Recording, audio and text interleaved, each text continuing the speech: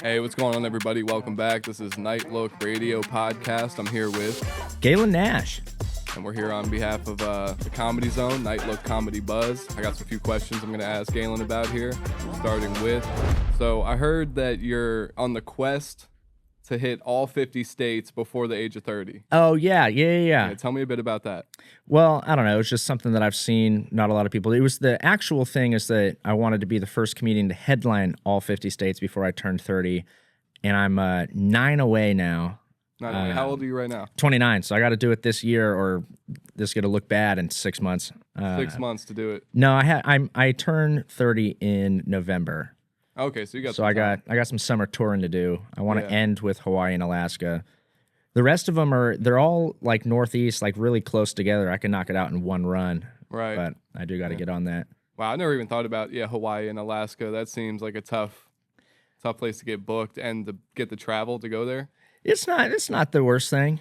They got shows, they got comedy out there. Yeah, I know the Alaska scene's pretty big. Anchorage has a good scene. They have a few festivals out there. Yeah.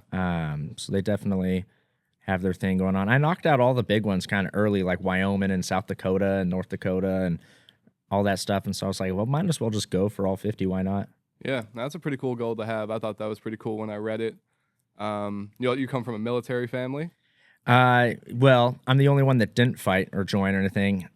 All my cousins ended up fighting overseas during like Iraq and Afghanistan and stuff like that. I don't know much about it. I do remember when I was a kid, I would like write letters to my cousin Jeremy. And I remember he still has them. The letters, it would just be like, have you killed anybody? And it's like super insensitive stuff that I didn't, but I was like, 8 and I just thought it was badass because it was like, all these movies are out there and I'm just like, dude, that's him. And really it was just him like sitting around a base, and just like hanging out. Maybe he, saw combat. I know he came back with a little bit of PTSD, but yeah, you never know if somebody was just like a chef on the fob, yeah, cooking up meals. He was the drummer guy. Yeah, in the back. Drummer guy, the flamethrower guy. That's pretty cool, man. So you were born in Florida. Yes. Okay, Yeah. So that's correct. You were born in Florida. When did you move to California? When I was 3. My great uncle rented a U-Haul, drove us across to move in with him, and I think it was Altadena or Pasadena, somewhere out there in LA. We moved around. I moved around from Altadena, Pasadena, Walnut. Then we moved down to Orange County, and I lived in Costa Mesa, and that's when my mom met my stepdad, who ended up adopting me. Right. And then, like, right after, so it was funny because it was one of those things where they were like, they got married, so her last name changed to Nash, and then it was just me with my last name was Atwell at the time. I was just a kid, and they were like, yeah, man, you should adopt him so that his last name changes so that we all feel like we're all part of the same thing or whatever. And so then they went through the process, adopted me, changed my last name, and then they got divorced, and I just have this dude's last name. Just like I think it's kind of funny. Yeah. He's still in my life though. When I say dad, I mean him. I have a texting relationship with my biological father, but I've never met him.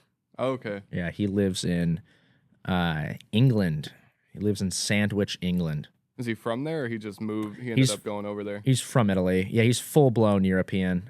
That's how. So he was a professional golfer on like the PGA Tour and stuff, and he met my mom on went in Florida. She worked on a golf course in Destin, which I guess is like a top 5 resort town. And and then he fucked her on a beach, and now I'm here. Hey, pretty sweet. That's usually how it goes down. Yeah. So you moved to California. So you started comedy in California. I did, yeah. I started in Orange County. Orange County. The first time I ever went up was at a bar called Centerfields. Doesn't even exist anymore. Nice. Yeah. Is it doing it in California? And I don't know if this is a dumb question to ask as an East Coast person. Is there like a lot of famous people who come to the shows that you like run into like after the show? You go, wow, I didn't even know that person was here or in the crowd. Yeah, sometimes. I think actually, yeah, it happens from time to time. I think the most famous person that was just accidentally there, I ran a bar show in Manhattan Beach, California. It's like just one of the beach towns in LA. And it was every Wednesday night, and the people that were there was just anybody that was. We did zero promoting. There was no people weren't really posting it, but we would get In LA, like stage time is like tough. You know, it's like 5-minute spots, 15 if you're like good. And then I ran this show in Manhattan Beach, which was like, you know, you could get to the Comedy Store from where we were doing this in like less than a half hour. So I would get these dudes from like the store to come down and do an hour, because it's like you have an hour to work on this stuff. Even at the store, you're only doing 15 minutes, you know? And there would be people there. And so we would get people down there to just work out like an hour of material at this show. And then he changed his name, but you know the rapper Problem? Yeah. He changed his name to Jason Martin, which I think is his real name, which is dumb as shit. Now it just pops up, and I'm like, who even is this guy? Jason Martin. I didn't know he changed his name, but yeah, I am familiar with Problem, yeah. He showed up to a show at the Manhattan Beach thing, and nobody recognized him, but I did. I was like, what the fuck? Because the song Like What, I used to listen to like every day at school, and so I saw him, and I was like, is that Problem? And then, of course, he had like these 2 giant goons with him that were strapped, and I was like, there's no way this isn't this guy. And so I had my buddy Dom, who's like this huge, Dom's like 6'3", big dude. And I walked right up to Problem after the show, and I was like, what's up, man? Like, are you? And he's like, yeah, man, that's me. And I was like, dude, nice to meet you. And he was like, man, you're funny up there, all this stuff. And we were talking, no problem, right? And then I get a selfie with him, and I walk away. And then Dom, also a fan, tries to walk up to him, and the 2 goons just pump their like forearm into his chest and like throw him back. They thought he was about to come jump him or something. I was like, it made me feel like shit, because I was like, if they saw me as just zero threat, I could have stabbed him, you know, like I got it in me, like I don't know, like if I wanted to. But I asked because I saw that you have a lot of pictures with like Sean O'Malley. Oh, yeah. Stuff like that. And I didn't know if it's like, I was thinking about it, doing comedy in California in certain areas. Yeah, like it just seems like there's, you know, it's loaded with sugar. Yeah, he showed up. That was in Phoenix, though. That was in his hometown. I was headlining the House of Comedy in Phoenix, and that was literally the night. Remember, are you a UFC guy? A little bit. I know Sugar Sean O'Malley. So there was a fight where there was pretty big build, and I poked the guy on accident, and they like canceled the fight. Like the other guy said that he couldn't fight anymore, and so they like postponed it. And so then the next night he shows up to the show, and I was like, what the hell? And I didn't even recognize him, even though he had like the pink hair and like all that stuff. And the guy who was hosting the show recognized him and was like, I think that's Sean O'Malley, I should say something. And I was like, nah, I don't like blow up this guy's spot. Like, if you're gonna say something, you got to make it like really fucking funny. Because there was like, you know, 150 people there, and he's just blending in. He's just there with his girl. Yeah. And the host goes up before he brings me up, and he goes, "Are you Sean O'Malley?" And he just like nods, yeah, and he goes, "Oh, right on, man. All right, your next comic, like blah blah." And I was just like, dude, what the shit? You didn't say anything funny at all. You just exposed this guy to like the whole crowd, and then didn't say anything at all. And so then I had to go up there and I made some crap ass joke about how I was like illegally streaming the fight, but I still wanted my money back. That she was gay. But as much as you can blend in with pink cornrows, I guess, blending into a crowd. It's a comedy crowd. Nobody's looking around. Yeah, they're looking at you on stage. So unless you're the guy on stage who could see everybody and then exposes this guy, the guy's, you know, blended in except for the 5 people around him, really. Yeah. But yeah, he was really cool. You also, I've seen. You've met Logic a few times? Yeah, he's actually a pretty good friend of mine. I didn't know. Is that because you're biracial too? I'm not. He thinks I am. He keeps trying to get me to say the N-word, and I'm like, bro, I'm not allowed. I'm not allowed. Yeah, once you said you were Italian, I was like, okay, that's what it is, I think. I'm Italian and Brazilian. Italian and Brazilian, wow. I just look Muslim, I guess. That sounds like a UFC fight card. Yeah. Italian versus Brazilian. He showed up... It's actually a really funny story. My roommate, Mike Eaton, he's a very funny comedian. One night we were in Austin, and I was at home, and he texted me. He was like, so I'm wearing, this is a Logic hoodie right now. So I pretty much rock his merch, support the guy. Super duper cool guy. Mike texted me. He's like, dude, you got to get down to the Creek in the Cave. It's a comedy club in Austin. He's like, you got to get down to Creek in the Cave. Dude, Logic just walked in. And I was like, no, he didn't. Like, come on, dude. And he's like, dude, gotta go. Talking to Logic right now. And I was like, all right, fine. So I throw some clothes on, get out of bed. I go down to Creek. It's like 20 minutes away. And of course, the only person that was at the bar was fucking Mike, and he just wanted somebody to drink with. And I was like, dude, you're a piece of shit, dude. All right, buy my first drink. And so then, we end up drinking whatever. And of course, Logic was never, ever fucking there. And then 6 months later, I'm headlining this random ass show in Bend, Oregon, and they had a local opener, local host, and the guy walks in to the green room. I'm just writing my set. He walks in the green room. He's like, "Hey man, I think Logic just walked in." And I was like, I go, "Kill yourself, dude." Like, it wasn't funny in Austin. It's not funny now. I was like, "Did Mike message you?" Because there's a flyer with this guy on it, and that I posted. So I was like, "Did Mike message you and tell you to say this?" I was like, "It's not funny." And he's like, "Well, I don't know who Mike is, but Logic just totally walked in here right now." And I was like, "What?" And so I walk out of the green room and I look, and they had like VIP tables in the back, and I recognized his wife. And I was like, "Oh, what the fuck?" And so then I kept walking past like it was an underground venue. So there were stairs that poured into the bar. And then if you go left, you go into the venue space. And if you go right, there's the bathroom. So I walked past the bar, and sure enough, he came out of the bathroom and looked at me, and I stopped and he stopped. And then he goes, "Hey, it's you." And I was like, "It's me? It's you, motherfucker. Like, what the fuck are you talking about, me?" And then I was like mumbling. I was like, "What the fuck?" You know, he's not just like, for me, it wasn't just music. It was like his work ethic, where he came from, his background, his story, just like, it's like an inspiration to me. And my work ethic, it has been like this whole time. And so I was like, this dude's just chilling. I've seen this guy live like 5 times. And I was like, this is fucking crazy. And, I was like, "Dude, this is my show." And he's like, "I know, I'm here to see you." I was like, "Oh, what the fuck?" And so apparently his wife had seen like a clip of me, like on Instagram Reels. It just popped up, and I was wearing one of his hoodies, and she was like, "Look at this." And he thought it was funny, and they came to the show, and yeah, we talk all the time. We've been friends. I went and saw him at Red Rocks, which is like the super, like, it was funny because it was like, you always want to go to Red Rocks, and then it's like, when would I ever have an excuse to fly to fucking Denver and like go to Red Rocks really and like spend that money or whatever? And he's like, "Yeah, just come and I'll put you on the list," like all this shit. I was like, "Oh, all right, I guess I'm going to Red Rocks," you know? And it felt like, have you ever been? No, I've never been. I mean, it looks like an incredible venue. It looked fake. It was like, I felt like I was in like a Mos Eisley spaceport in like Star Wars. Like the rocks just looked fake. Nothing seemed real. Yeah, it was a great time. Shout out Bobby. Yeah, I've heard the sound there is incredible too. I've heard like just the way it's set up. Everything sounds phenomenal. Like, that's the place to go see a live performance, is at Red Rocks. You'd think it'd be ass because you're just like outside. It's like an amphitheater, but the huge rocks, it just keeps everything in. It was. Yeah, I mean, I wouldn't go again unless I was on another artist list. Yeah, but definitely out of the way. Yeah, shout out Bobby. That's cool. Yeah, I seen you. Yeah, that was cool. You had a few pictures with him and a few stories about it. That was interesting. Really cool guy. Yeah, that's really cool. So, how long have you been doing comedy now? Right about 10 years. 10 years. Okay. What are some things that you've learned along the way that you would feel like are useful to share to other people, like people who are just entering the open mic phase of trying to get into it? People are just entering the open mic phase, I'd say don't do it. That's great advice. Don't do it. That's incredible advice. I think the biggest piece of advice that I was ever given when I first started was from a comic. His name is Grant Cotter. Super hilarious guy. He told me the biggest thing is just to expect no's. And so like hearing no for me, like, or, people be asked to be on shows or just, "Hey, can you do my podcast? Can you do all this stuff?" And just no. And it's just, when you expect it, then going forward, it's like, it doesn't even matter really. So just a lot of no's, and none of this matters at all. Nothing matters.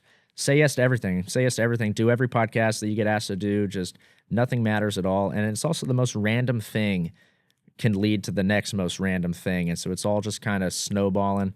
And so it's really just, I'd say just don't stop.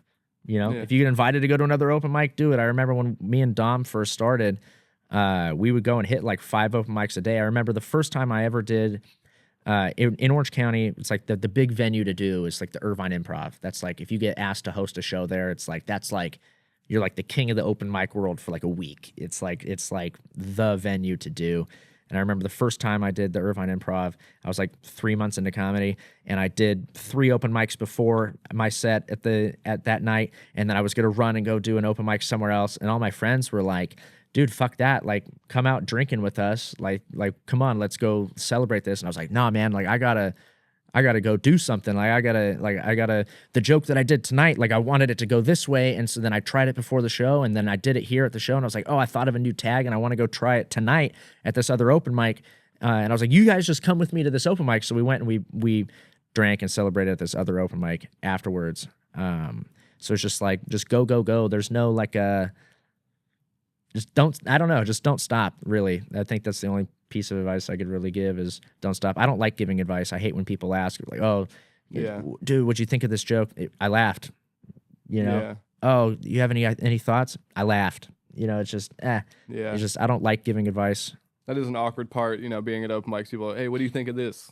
And you go, I don't know, man. It's just, You go, I have no idea. I'm just here, bro. Like, Yeah, I'm just, it sounds funny, I guess, saying it face to face, but I'm like, we'll see how it goes when you go on stage, you know? that's like my biggest pet peeve is when people like try to like workshop bits Yeah. and you're like, that's why it's funny when me and Rachel were driving here. She was like, I was telling her some story about the first time I did like shrooms or something. She was like, is this a bit? And I was like, no, I would never. I would never. I was like, it might be when you like talk to someone and then they're like, you should write that down.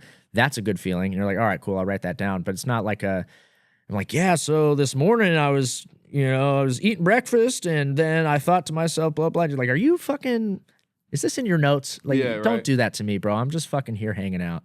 Yeah, definitely. Yeah, if someone tells you write that down, because sometimes it's like your most embarrassing stuff. Mhm. That you're like, I would never say this on stage, and someone's like, you should figure out a way to, because that might be Yeah. that's one of the funnier things I've heard you say, and you're like, yeah, but it's embarrassing, or it's something I just don't want out there publicly. And they're like, no, Yeah. but that's good. Versus, yeah, if you're talking to someone and you're like, man, is everything a pun? Like, what do we? Are you turning everything into a pun that I say? I'm trying to have a conversation. Dr. Seuss over here. Yeah. What is the open mic scene like in California like? Like, is it, you know, I know in the New York scene, you can hit multiple mics a night, right? They say you could hit, you know, upwards, you can go up 50 times in a week if you really, you know, grind it out. In California, everything seems very far away from each other. It's very spaced out. So there's a Instagram page called Orange County Stand Up.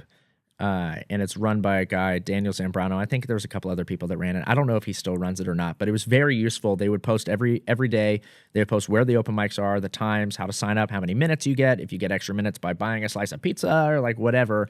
And so you're able to like time it out. And so there'd be, and there's, you know, you could go up to LA and hit like 3 and go down back to Orange County and hit 1 to close your night out. But it is a lot of driving. It was a lot of driving, a lot of time. But I'd say that the area that I started doing stand-up in Orange County, and I think it was the most beneficial thing that I can't attest to New York, but in New York, it's like you're doing this stuff with these people that everybody sees you, and same thing in LA. I think the biggest mistake you'd ever see people do is they would sign up for the open mic at the Hollywood Improv, and they'd get pulled, and they'd go up, and it'd be like their third time ever on stage, and they would just suck absolute dick in front of like the bookers and shit, and they're not forgetting that. Like they watch you just suck a dick. They don't care that it's your third time. They just know that you suck dick. And then it's like now your name's not getting pulled, and it's like all these people see you sucking dick. Whereas where I started, Orange County, you would, you know, go and try new material and suck dick at these open mics in front of like drunk assholes in Huntington Beach. It doesn't matter. That doesn't matter. None of that matters. And then you would get good and get better and work on and craft your material and craft your game. And you would go down to San Diego and do like the Comedy Store in La Jolla, do a 3-minute spot on Potluck there. And people would be like, dang, who is this guy? Like, that was hilarious. And then you would disappear, go get better and get better and get better in Orange County where it didn't matter at all. Then you would go and do Potluck at the Comedy Store in Hollywood, or you would go do the Hollywood Improv. And then all of a sudden people are like, damn, who is this guy? And they're like, hey, come do my show tomorrow night. And then you're like, all right, cool. Then you would go do the show at wherever it was. Then you would meet 5 other comics that also ran shows, and they're like, dude, you're hilarious. Come do my podcast. Come do this show. And like they're saying, it's just all just say yes, and it just snowballs and snowballs. And then all of a sudden you're sitting here with the Night Look crew, and you know, in Harrisburg, Pennsylvania. Pennsylvania, talking about how you're friends with your idols and all this stuff. And it's just sitting here now. You think about the snowball effect of it's still rolling. Who knows where 10 years from now, who knows who you'll be sitting across from, you know what I mean? Yeah, hopefully someone more important than me. Everybody's very important, and I'm very glad that I'm here. No, but the Pennsylvania scene's kind of the same. I was born and raised in New York, Okay, and I've lived here like about 10 years, dope. and I started comedy here. Okay, dope. And I'm kind of thankful for that, for like what you're saying, where here, everything's an hour drive. Mhm. Any show you're going to do, any open mic, you're driving an hour any which way into, you know, somewhere in Pennsylvania. And for the most part, we all, you know, the term killing in obscurity. right? You try and get your craft, your skills together, right? Where like hopefully no one that important is seeing you do it. And then once you feel like you have kind of a set or you have things going on, okay, and now I'll go to Philly and try and go to Helium, and then maybe try and go to New York and stuff like that. So I always wondered like if it was like that in California, where there's big people, like especially somewhere like the Comedy Store. I can only imagine trying to do one of my first open mics at the store. Yeah, or the people. It was funny because back in the day, and I don't know if they still do it, but people would sign up for like Kill Tony, and it'd be like their first time ever doing stand up, and it's like you can't bounce back from that. Yeah, that's on the internet forever now. And so it's like I have my first set ever taped. It was trash. It was like the worst. Like I watch it and cringe. I'm like, I hope one day I could use this as like documentary something of like when people realize that I'm like not that anymore. But yeah, and I also, my first open mic ever was at this bar called Centerfields in Huntington Beach, California, and I invited all my friends and all my coworkers. It was just such a mistake. I feel like most people make that mistake, and it's just me eating shit in front of like 15 of my closest friends, and then other open micers being like, "Dude, you're the man for bringing all these people." I remember the second open mic I ever did was at a bar called it was Anchor Bar, which was to this day the greatest open mic of all time. It wasn't even an open mic; it was really a show with a bunch of open micers. It was Evan Cassidy ran this open mic show at this bar called Anchor Bar, and which died during COVID, which sucks. And he'd been doing it for like 13 years, and so the group of regulars would come every Monday. So many people would come watch. We're talking like 90 people to watch an open mic, and there was 3 different shows, and there would be 90 people in there from 6 p.m. till 2 in the morning, just eating up free comedy. And then all these famous people would stop by because there's 90 fucking people in there, and then most people would get 3 minutes, and then he would just give people would stop by and he would give them 20. Like Adam Devine would stop by and just like do whatever he wanted, and then it'd be like, oh dude, and then some other open micer would get to go up after him, and it was just such a cool experience. But that was every Monday, and so I don't know. I feel like I was kind of I don't know, blessed that I started in Orange County, really, because if I started anywhere else, I probably would have quit. Right. But my second time ever was I went up at Anchor Bar, and so he put me on the 10 p.m. show, which goes until 2 in the morning, and so I brought like 10 people, and so he didn't put me up until like 2 in the morning, because the second he puts me up, we're leaving. And then there goes 10 people from the crowd. And so he put up all of his friends and buddies and stuff. And I remember in the moment being like, what the fuck? Like I was so pissed. And then like a year later, I watched a bunch of open micers bring all their friends. And then he put me up in front of their friends. And I was like, I get it now. Yeah. I would do the same thing. It's like a rite of passage. Because also, what does he give a fuck? You know what I mean? He didn't even, you don't know these people, and so it's like they could be just doing like a New Year's resolution. They just want to go up and try stand up once, and then they never come back. So why would you? What do you care what they think? Why do you care what they feel? Yeah. And then maybe they stick around, and now me and him are really good friends, and so it's like and we laugh about it because he's like, yeah, I totally did that. I was like, yeah. The Harrisburg Comedy Zone is kind of like that for us, like the open mics, it'll be packed. Sometimes it's almost the same size as a weekend show. Really? Yeah. And when I started, it would be upwards to 50, 60 signups. So you're doing like 3 minutes, but you get a full audience. And there, some of the best times we've had there have been a guy who came in last in his final fantasy football draft, right? So now he came in last, and they're like, well, you got to go do open mic comedy because that sucks. That's a punishment to go do. And then he'd bring out all of his friends and his whole fantasy football league. And then we'd go up there and be like, dude, we got like a full audience, man. And some people would be in the back. There'd be people who pop in, and same thing. You kind of go up, they do their thing, don't really get the light, and you get to mix with people like that versus like some of the open mics you do where you're in a bar, there's 3 people, they have their back to you, and they hate you. You're just ruining their night trying to do open mic comedy. So that is cool to have a spot like that, where you can go up, and it's almost like, before you start getting booked on shows for a lot of open micers, the Harrisburg Comedy Zone is your show every week. You're like, oh, Thursday night when I go up, that's awesome. I get 3 minutes, but man, I'm going to try and do my best and kill it. Those bar open mics, I do not miss those days. Man, they're fun. Sometimes I like to do them just because, if I do a show that's pretty sold out and I do well, I'll try and go to the worst open mic I know the next day where I'm Really? just up there. Yeah, just because I don't want to ride that high. Just to humble yourself Just right to- away. Just to Right remind away? myself what comedy is. Yeah. There's every once in a while where I'll be on just like a hot streak of just like shows like last night, and then I'll be like, I know something's coming, and then I'll say yes and go do some show, and then there's like 3 people there, and I'm like, all right, cool, and it's very fun because then it's like, all right, cool, I deserve this. This is like things were going too good.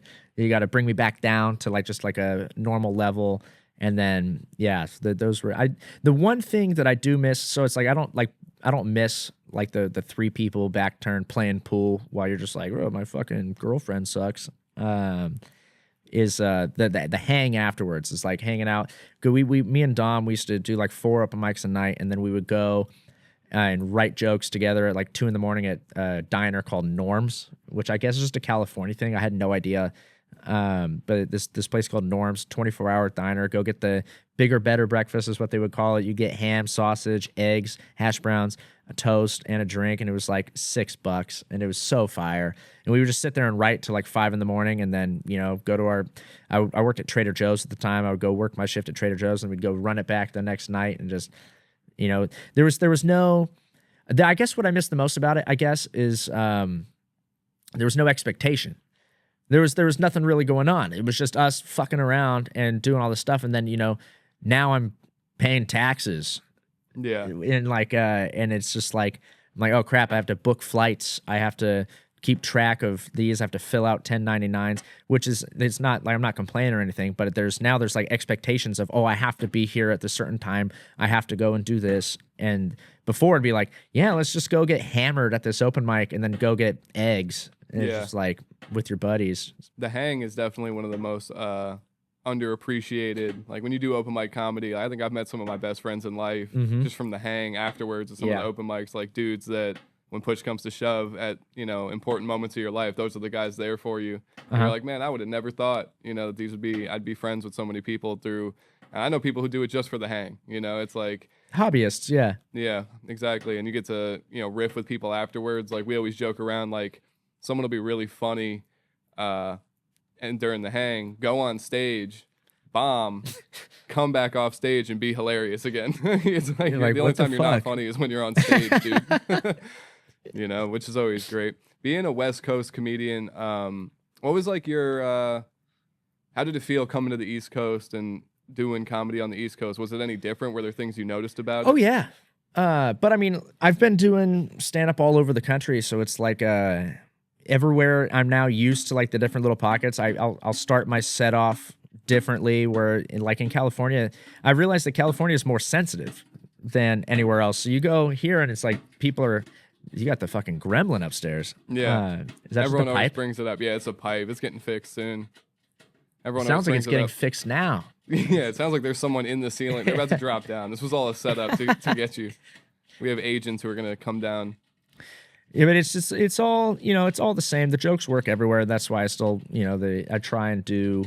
I mean, they don't work every fucking night, but for the most part, if you do it on a graph, I like East Coast better than I like the West Coast. I will always represent my hometown and everything, and I would love to move back there in 50 years and retire there, but I belong. I felt at home when I visited New York City for the first time. It's just everybody there is hustling and grinding, and everybody there is there for a reason. And they're just the hustle and bustle is just me.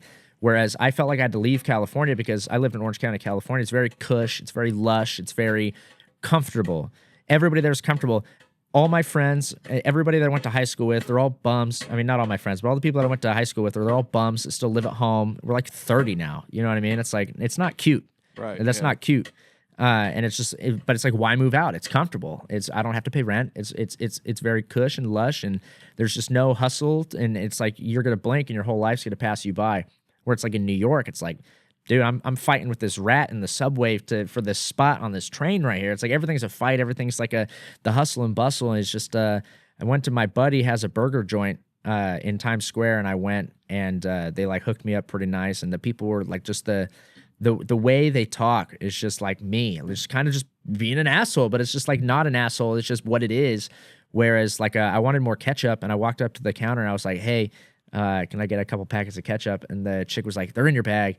I was like, yeah, I know, but like, can I have a couple more? And she no look reached into the basket and no look threw them at me, and it bounced off my chest and hit the ground. And I was like, I kneeled down and started picking them up off the ground. And I was like, these are my people. I love it here. This is like if you did that to someone in California, it just, you would get review bombed. People would be like the Karens, like all this stuff. But here I was like, the chick started glowing. I was like, marry me. Like, this is fucking, these are my people. Everybody's just, everywhere's got somewhere to be. Yeah. Whereas in California, it's just there's nowhere to be. Yeah, that makes sense. Yeah, I could see that. I've spent some time out in California. I've lived there twice for like a year each. Mm-hmm. And yeah, it definitely is a lot more laid back, it seems, for sure. But yeah, I mean, it's kind of where the people, once you make it in life and you want to be comfortable, you kind of end up there. When you have nowhere to be, it's the place to be because there's nowhere to be. But right now, I feel like I have somewhere to be, so I want to be in places where there's places to be. Right, yeah. What are some of your favorite places throughout the country that you've done stand-up? The small towns. Because it's like you're just a fucking celebrity. It's like there's nothing. They're like blown away that you're even there. It's like, I'm nobody. You know what I mean? So it's like, and they're like, oh, thank you for coming. They're so thankful. They're so gracious, and they want to party with you till 2 a.m. Where it's like, you know, you do a show in LA and it's like, people are like, I could have been 5 other places, so they make me laugh. Or, you know, you go somewhere else. It's like in LA and Orange County, there's so many choices of shit to do. You could do 20 different things on one night, but you go to, you know, Bloomington, Minnesota, and you do a show, and it's like, that's it. Like that, you're the thing that night. And so, you know, the show's packed, people that want to see you succeed and want to know you, because it's like, for you, that's like, for you to be there, it's just, they're so gracious, and that they're just down to laugh, because it's just, they don't care. They're not affected by like the big city, not even like a cancer of just like, oh, I should feel this way. It's, they just feel how they feel. And so you're up there just like telling these jokes, and they're able to just laugh freely and feel like they're not being judged or anything. And so small towns, I'd say South Dakota has always been just an absolute blast. And it's like, you'd think that it wouldn't be. I mean, it's just like my perception of these places before I go is just like, oh, you know, I don't know. Like, I don't think you'd think that these people here are dumb. They're not dumb. It's, you know, Kansas was a lot of fun. I'd say if I had to pick one place to perform ever for the rest of my life, it would be Fort Walton Beach, Florida, just where I'm from. Where I was born there, but the Comedy Zone that they have there is just tourists all the way through and through, and it's always, the shows are always packed, and it's just the most fun venue, and everybody's just doing shots. It's just the most fun. So if I had to pick a place to, like, if they were like, you can only eat broccoli, I'd be like, I would eat my broccoli there. Right. But the small towns are absolutely, without a doubt, and that's where the real fun, it's just the most fun. That's cool, man. Yeah, a lot of the flyover states, people would call them, if you're from the coast. Mm-hmm. Yes. The flyover states. That's cool to think about, man, that those small towns, I could see that, them embracing somebody and you being kind of like the big thing for the night, the big event versus... There's nothing else to do. It's like you've already seen the one movie that's playing at your movie theater, and so it's like, if they're like, oh, he's coming here, and they're like, awesome. Yeah, dude, I think the longest set I ever did was in Kalispell, Montana. I did 90 and was leveling. I was like, dude, I'm fucking Dave Chappelle up here. Like, this fucking, like, you know, I could say no wrong. Like, it was awesome. And it's just these small town people that are like, they don't want you to leave. It's like, I was like, man, I could have wrapped this up, but they just wanted me to just keep going. And we were just, yeah, it was just these small towns. This hat I'm wearing right now, I did a show at Bond's Brewing Company. This was in Wyoming. And oh man, it was just the most fun. And I was like, let me buy a hat. They're like, no, just have the hat. I'm supporting the venue. Let me just fucking buy a hat. And it was just, yeah, there's 2 locations. I did a show at both locations, and it's just, dude, just these people pack out these breweries. They're just stoked that you're there. And then after the show, they just want to party with you. It's just like, even like last night, I took a shot with one guy after, and then he was like, oh man, we gotta go. And I was like, oh, you know, cool, it was nice to meet you, man, and shook his hand, and then he was gone. And then it felt like everybody from the show was gone. Everybody fist bumped you on the way out and said how much they appreciated you being there, and it was a lot of fun. But then in like South Dakota and all these other states, it's like, they're like, what's the move? And we're like, oh yeah, well, you tell us what's the move. We'll go to wherever you want. And, you know, we go and close a bar down somewhere and get smoked playing pool by these people because it's like they're all just amazing at pool because there's nothing else to do. Yeah. Yeah. So I'd say yeah. Super long-winded answer to that question, but small towns is where my heart lies for stand-up. No, that's good, man. We're here. It's all about you today, man. We're interviewing you. You know what I mean? So I'm just letting you go. I'm letting you rattle it off. So the Harrisburg Comedy Zone, did you get linked up with them by the Comedy Zone in Florida? How did that come to be? Yeah, so the Comedy Zone in Florida is how I met the guy that the agent like sends people to these shows. So yeah, that's how I met him, and he sends me here. Okay, that's cool to think about. I always wonder. I'm like, how does a guy from Orange County end up in Harrisburg? Yeah, it was an accident, really. I was born in Fort Walton Beach, Florida, and then we moved to Orange County, and then during COVID, I moved to Austin because everything in LA was shut down. There was no shows, and Mike moved back to Austin. He's like, "Dude, we're doing shows indoors out here," and I was 23 or 24, and I was like, "Fuck it," I don't have a girlfriend. I don't have like a high paying job. I have no reason to stay here. And so I had to make a decision of like, do I want to be doing this or do I not? And I was like, I want to be doing it. So I moved, threw everything in my Corolla. Everything I owned fit in a fucking Toyota Corolla. I was like, I don't have that much shit, and moved to Austin. And that Thanksgiving, it was the first time I was closer to Florida than I was to Orange County. And I still have family in Florida. Shout out my Aunt Christina. And so I was like, all right, I'm going to go to Aunt Christina's house for Thanksgiving this year. And so I drove there. It was like a 10-hour drive. It was nothing. And I took a wrong turn, and I passed by this venue that had a marquee, and it said comedy on every Saturday. And I was like, all right, well, let's see what's going on. And so I went to the venue page, and I found out who was headlining, and I DM'd that guy. And I was like, hey, man, I do stand-up. I'm in town for Thanksgiving. If you have, like a guest spot I could do, I would love to do some time on your show. If not, no problem. I'll probably still come and support anyways. And the guy reached out to me right away and was like, yeah, man, like come do 10 minutes. He goes, usually I don't do guest spots, but fuck it. Like just come do 10. I was like, all right, for sure. I thought it was going to be some like shitbag bar show, like 4 people, like whatever. I show up, me and my aunt walk in, and it was a Comedy Zone show, sold out. There was like 250 people. I was like, yo, like, what the fuck? This is the complete opposite of what I thought it was. And the 10 minutes that I did, it was probably to this day a top 5 set I've ever had. It was just, everything was working. And afterwards, we're in the green room, and this guy was like, dude, that was crazy. Because he's been doing stand-up for like 35, 40 years. And so he's like, dude, and he was like, that was the best guest set I've ever seen in my life. He's like, usually they suck dick and you don't even want to like hang out with them. And he's like, man, that was crazy. He's like, how old are you? And I was like, 24. And he was just so floored that just the work ethic. For him, it was just, I guess, that I reached out. He's like, most people are like afraid to reach out. And then the ones who aren't afraid aren't that good. And he said that the balance, we had a whole conversation. And so then afterwards, 2 weeks passed by, and he hit me up and he's like, hey man, I've still been thinking about you. And I was like, oh, man, that's so nice of you. Like, thank you for the compliment. It means a lot. And he was like, I want you to he booked a Comedy Zone affiliate in Kansas. And he was like, I want you to come headline this show so that we could get you like in the system so that they might send you to other places. And I was like, yeah, dude, that sounds great. And so we set up a date. I had my boy Brandon. He was going to come feature for me. And then 2 days before that show, the venue pulled the contract with the company. And so there was just no more shows. And he was like, man, that sucks. And I was like, nah, man, like that's no problem. I just appreciate that you even thought of me, like the opportunity that you even would have reached out this olive branch to me. Like, thank you. Like, that just means the world to me. And he was like, dude, like, I want to help you. And I was like, no, dude, like, like, thanks, but I don't need help, And he was like, he gave me the email address for the head agent at the company. He was like, email this guy, tell him what I'm, copy and paste this to this guy right now. And I did. And so, I thought, like, whatever, he's just jerking off. Like, this guy's not going to respond to me. Within 2 minutes, the guy responds, and he wants me to go headline the same Florida venue in Fort Walton Beach. And as like a tester, as like an audition, I guess. And so I did, and the show was amazing. And then sure enough, now they send me to places like Harrisburg and Columbus and any other spots that they got when they need somebody. It's a lot of fun.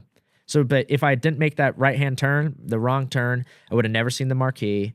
I would have never reached out to him. It would have never happened. I wouldn't be sitting here. That's pretty cool to think about. Sometimes it's those wrong turns that lead you down the right path, right? That's what I was saying earlier with the snowball thing. It's just say yes to everything. You never know. Even the mistake, you bombing somewhere can lead to something else. And so it's say yes to everything. Definitely, definitely. So you have the Barely Serious podcast? Barely Serious podcast, yeah. Talk to me about that. Tell me how that got started. I started it. I did the whole thing where I was like, dude, I'm doing open mics. I just started comedy. I should have a podcast. Everybody wants to hear what I have to say. And so I started the podcast in 2018, and it really now has become a time capsule of pretty much my entire comedy career. So I started it when I was still doing open mics, and then we have all these episodes you could go back, listen to, and of open mic life, and then it started transitioning to doing shows, and then having comics that I met at these shows on, and then now doing headlining stuff around episode 100 or so, and then you go on, and now we're on episode me and Rachel just did episode 289, and I've had Mark Norman on the podcast, Trevor Wallace on the podcast. I've had so many. I've had Uncle Creepy, who's a UFC champion, on. I've had a few UFC fighters on, MLB players. I've had famous porn stars on, and so it's just it's just a lot of fun, and we just fuck around, and it's just anything that happens. We talked about jerking off in airplane bathrooms today, and how I hope my Uber driver dies, and then somehow that turned into an hour and a half, and it's just a lot of rambling, and it just turns into it's just like a time capsule, and it's a lot of fun. And what it used to be completely underground audio only, because I thought that'd be kind of fun to have like 300 or so episodes that are audio only for like somebody tonight can come to the show and be like, oh wow, these guys were awesome. I hope that I could find more of them. And then you're like, oh cool, this podcast, now I could listen to them talk about the show, and it's just a cool thing that I'm just gonna do forever. It's just it's almost like a time capsule of my whole life is what it's gonna end up being. And so when if I end up dying in some tragic way in 5 years or 50 years, people, my mom or my brother, anybody could go back and be like, just click an episode, and boom, I'm there again. Yeah, no, that's really cool, man. That's cool. I think a lot of people are scared to start a podcast too. Yeah. So, but you never know what it can turn into. And then after, the amount of years that you've been doing it, that's cool to look back on. And it is cool. You have something tragic. If you die in a plane crash, I'll be like, man, I hope he was jerking off. Oh, knock on wood. Plane, that's like my biggest fear. That's why I have to jack off in the airplanes, because I get anxiety that I'm on a plane. And so when I go jack off in the bathroom for like 40 minutes, I forget that I'm on a fucking plane because I'm jacking off to Julia or whatever. It's like. Yeah. Jacking off is an anxiety thing. It doesn't get enough credit for being it helps with anxiety a lot. Such a relief. I jack off before every set. Yeah, they say if you're a chronic masturbator, you have a lot of anxiety. Well, I wouldn't say I have a lot of anxiety. I think I do a lot of anxiety-inducing things. Yeah, Do you get anxiety when you perform, or are you past that, or is it still? Do you get like nervous right before you go up? Are you confident? No, I used to never ever get anxiety. I don't. And now every once in a while I'll be like, oh man, like I hope I don't eat shit. Like, but I'm not like, oh, like I better not eat shit or or anything. It's just like, man, I hope this goes good. It's just kind of something like that. And I'm like, most of the time it goes good. So I'm like, I don't get anxiety. But I actually had a panic attack on stage. I was telling people last night that I had a panic attack on stage at the Harrisburg Comedy Zone. Last time I was here, I don't even know where it came from. And I never get panic attacks. And it was one of those where I just resorted into like autopilot. And so like nobody in the crowd knew I was even freaking out, but the whole time. So like my fifth joke in, I told a joke about my mom being in AA, and it got like, I swear to God, I listened back to it. It was like a 90-second laugh break, which is too long. So like, the 90 seconds, I'm now thinking, I realized now I became a part of the room while everybody's laughing. And I realize now, oh shit, why am I up here? What even is stand up? Who are these people? Why are they here to see me? Why am I even here to be here? And all in this. And then my eyes, I made eye contact with this guy's mouth, and I can't really describe it, but like my consciousness like zoomed into this guy's mouth. And I just didn't know where I was. I started freaking out. I like was wearing a hoodie. I took my hoodie off and like as I just started sweating, and I just went to autopilot and just like did my set. If somebody had heckled me, I would have just been gone. I would have just pretended it didn't even happen. I would have just had, I was in full autopilot mode, and that was the only time that that's ever happened. And so I guess, I don't know, maybe that's anxiety, but I don't get anxiety. It was just I just had a panic attack, and luckily I have been doing it long enough to where I have the material to just go into autopilot for 40 fucking minutes and just phone it in and just do the job and then get off the stage. The second I got off stage, I like ran to the room, and I had to like take a shower and like just kind of reset. When normally I'll stand out and thank everybody for coming and shake people's hands and, you know, party till 2 a.m. with people, but not that night. Yeah. And then the next day I was completely fine.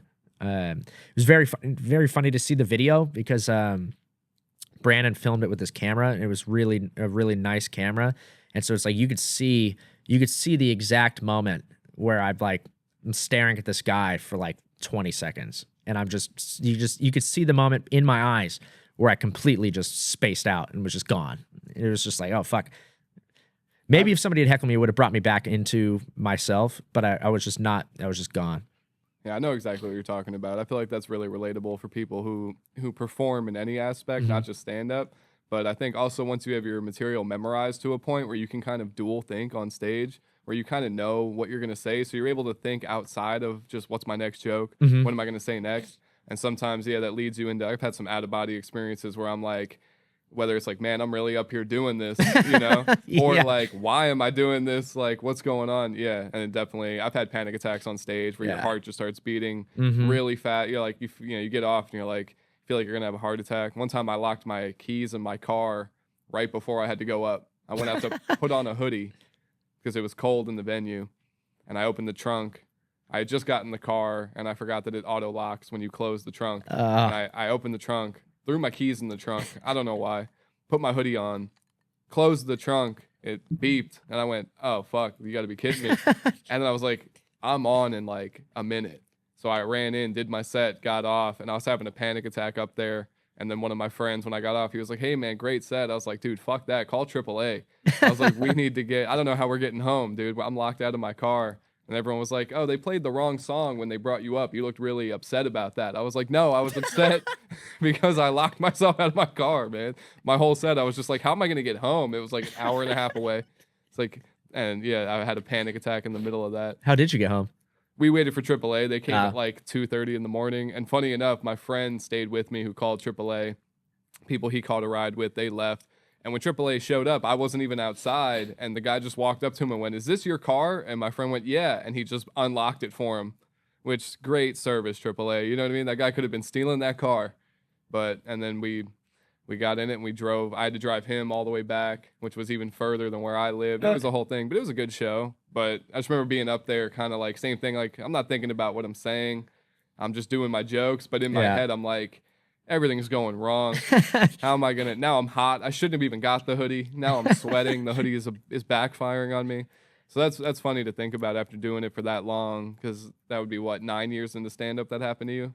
Yeah, 8. Yeah, I think it was last year. It was either last year or 2 times ago. I think it was last year. It was last year for sure. I had a panic attack off stage because of.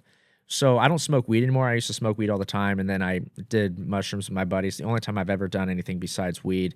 And then all of a sudden, I just would get crazy panic attacks smoking weed, so I had to stop.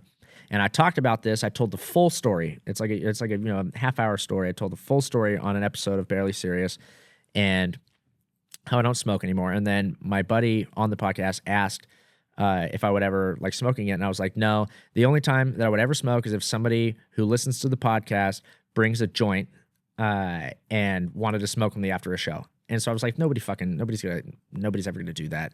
And sure enough, I did a show in Austin with Mike, and this guy after the show comes up and he's like, "Hey man, did I love your podcast?" And I was like, "Thanks, man, that means a lot." And he was like, and he just holds up this joint, and I was like, "Oh, I don't smoke weed anymore, blah blah." And he's like, "But you said on your podcast that if somebody came up to you and said, you know, that they love the podcast and they want to smoke," and I was like, dude, I totally, dude, it was from like 40 episodes probably, like a year ago. And I was like, oh, I totally fucking said that. And so I was like, all right, man, like, yeah, no problem. I'll take a couple puffs with you, man. Like I did say that, man of my word. I smoked this joint with this guy out, and we're talking for a little bit. The weed starts hitting me. It starts setting. I haven't smoked in like 2 years prior to this. And I'm like, it starts, I could already feel the panic attack coming. And I was like, fuck me in the ass. Like, why? I should have just said, no, hey, I'm sorry. I can't handle it. But I didn't. And so he's like, oh, let's take a, like, oh, can we get a photo? And I was like, yeah, absolutely. And so then he goes under my arm and I'm like this, we're about to take a photo and it's his phone. And then again, it's like whenever I start having these panic attacks, it's like my consciousness, I could feel it getting transferred through something. And so I'm looking into the fucking lens like this camera here, and I could feel my consciousness gets transferred through this lens. And then I start thinking just, what's a camera? What are you talking about? Like, you're telling me I just push a button and it takes a photo of real time, real life thing. And then I started thinking, I was like, life's not real. Like, you're telling me that we have a camera that could take an image of what's going on and the earth used to just be fucking rocks and water. How do we turn earth, rocks, and water into this and all this stuff? So I start freaking out about how cameras aren't real. And then we take the photo. I was like, you got it? And I was like, all right, cool. I'll be right back. And I just completely Irish goodbye everybody at the venue and just left. And I was walking back to my car and I was like, fuck. I saw what I was going to do is I was going to lay down in my car and just blast Logic's Incredible True Story album, because you really get immersed in the world that he's creating in this album. And so there's not a lot of room to think about why cameras exist or Yeah. whatever I'm freaking out about. And so I was going to go and just blast the Incredible True Story. And I'm walking in my car and I could see this red bumper like pulls up next to me, just slowly just creeping on me. And I was like, oh, fuck. And so I start walking faster and I'm walking faster and I don't want to look at who it is. I'm like freaking out. And I just hear, hey, buddy. And I like turn and it was Mike. And he was like, what are you doing? And I was like, I'm fucking having a panic attack right now. I smoked weed with that guy. Like, I gotta get out of here. I'm just gonna go listen to Logic in my car and have a panic attack alone. And he's like, no, you're not. And I was like, yes, I am. And he's like, no, you're not. I was like, yes, I am. And he's like, get in the fucking car. And I was like, all right. So I hopped in his car. And then I don't even remember where we went, but we went and just like got hammered somewhere. And I just forgot that I was freaking out and it was fine. And I've never smoked weed since. And I think that was, besides the Harrisburg panic attack, but the Harrisburg one, I kind of sold it well and it just went away. This one I like left and I had to like, it was like a real one where I was like, I got to get the fuck out of here. Like I should jump off a bridge. Like, Yeah. Fight or flight kicked in and you just took flight. I just took flight. I relate to that I also quit smoking weed for that exact reason. Really? Yeah. Fuck yeah, and dude. I think the Comedy Zone, I think all those paintings on the walls induce panic attacks.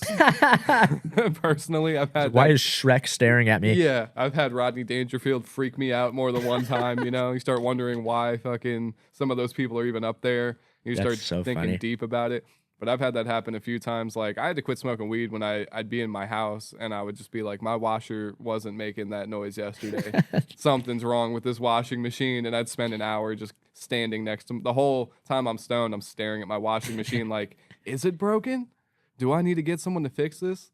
But yeah, I also had to quit. I've had plenty of, I was hosting an open mic once. Last second, my buddy called me, hey, need you to come host this open mic. I can't make it.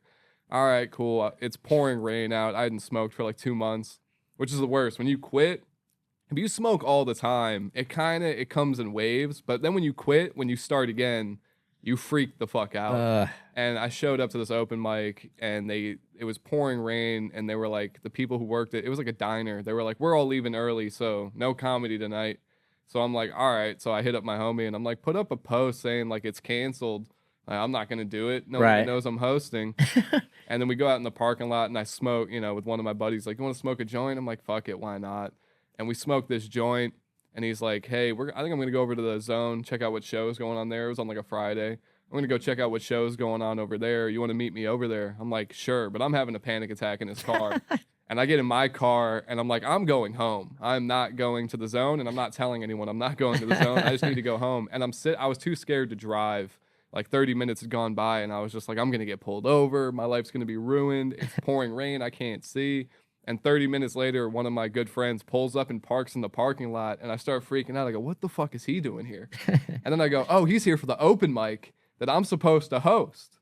they didn't say it was canceled. And more people start pulling up in the parking lot. And I'm like, what are they all doing here? Oh, yeah, they're here for the open mic. And they start looking at, they know my car. They start walking towards me. And I put my car in drive and just dip that. They all watched me just drive by them and just leave, even though they saw an Instagram post that I was supposed to be hosting. So they were like, what is going on? The next day, I was like, dude, I got way too high, man. I had a panic attack. I had to get out of there. That's funny. Yeah, my dad was staying with me. I got home, walked into the house, and just stared at him. And he was like, are you high? And I was like, I'm too high. I was like, I'm so fucked up right now. And then I just stood there for like 10 minutes in silence. And he was like, you can go like in your room, you don't have to. And I was like, oh, I'm just trying to hang out with you. He was like, I prefer you didn't. He's like, you're just being funny. Weird. And that was one of the last times I got super stoned. I was like, no, I can't do it. Once you start getting late 20s, I think it turns on you. Yeah. I've heard that a lot. That's I can relate to that. That's why I didn't want to tell a whole story, but that's funny. Yeah, that related to me. So doing the Harrisburg Comedy Zone, this is your third time doing it? Third or fourth. I don't know. Third or fourth. And then I think I did 2023, 24, 25, and now 26. Is it always usually around the same time? Like, do you come on Valentine's Day every year, or is it No. I think last year I was here in April. I've done December, and then now February. It's just whenever the schedule lets up. You guys got like famous people and stuff coming, and so like you just whatever weekends work around it, and then they'll send me and other people and stuff like that. Which is dope because it's like a thing where it's like the shows are packed out and they realize it's just like, oh, cool, you don't have to, like, famous people aren't the only ones that are great at this. Right. And so it's cool to be that guy where people afterwards are like, didn't know what to expect, you were awesome. Or the best one, I think, is when people go, this is my first comedy show ever, and it was everything that I could have wanted it to be. And it's like, multiple people said that last night to me and Rachel, that we were awesome and that it was their first time ever going to a show, and that we both did great. And so it's just, those mean more to me than people being like, oh, I've seen 50 shows and you're the 5th best guy I've ever seen. It's like, all right, cool, dude, like, whatever. Yeah, that's always funny if people are like, oh, the guy who was here last time was great, good job. Yeah, exactly. Yeah. Okay, thanks. Like, oh, cool, thanks. What was his name? Yeah. But tonight the show is sold out, right? So that's yes, gonna be completely sold out to the gills. Yeah, that's gonna be awesome. When that room's sold out, man, it's great. Hopefully you don't have a panic attack. Just trying not to look at Charlie Chaplin on the wall. I think I'm beyond the old panic attack phase. I think if I was gonna have one, it would have been last night. Yeah. Yeah, man. I mean, is there anything else? Is there any questions I missed? Anything you wish that I asked you? No, I think we really knocked it out. I feel like we've been doing it for an hour. I think it was supposed to be 30. We were just we were just flowing. That's why I just thought about that. I was going to be like, Rachel, give us, what time is it? I don't know what time it is. So. That's awesome. Well, this is a lot of fun, man. Thanks for having me. Thank you for coming on, man. It's been a pleasure talking to you, getting to know you. And yeah, I'm going to value the things you said about comedy for the rest of my life, dude. Yeah.